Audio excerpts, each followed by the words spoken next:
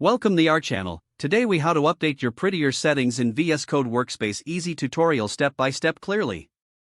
Open Visual Studio Code. Navigate to the bottom left corner of the window. Click on the gear icon to open the settings menu.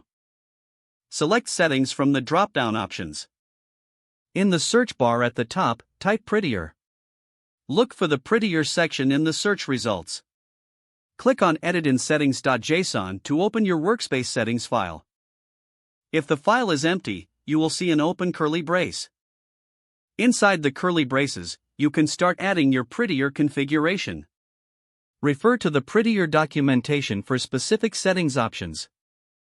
Common settings include tab width, semi, and single quote. For example, to set a tab width of 2 spaces, add tab width. To enforce the use of semicolons, add semi, true. If you prefer single quotes for strings, add single quote, true. Make sure each setting is separated by a comma. Once you've added your desired settings, save the file. You can now close the settings.json tab.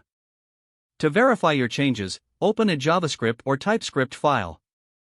Make some changes to the formatting of the code. Then, format the document using Prettier. Check if the formatting reflects your updated settings. You're all set. Enjoy coding with your customized Prettier settings. If the page does not load, refresh the browser or try again in a private or incognito window. Make sure you are using the correct email address, then retype it carefully to avoid small typos.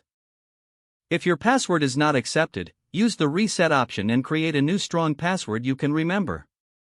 Check your spam folder for verification or security emails, then complete any requested confirmation steps.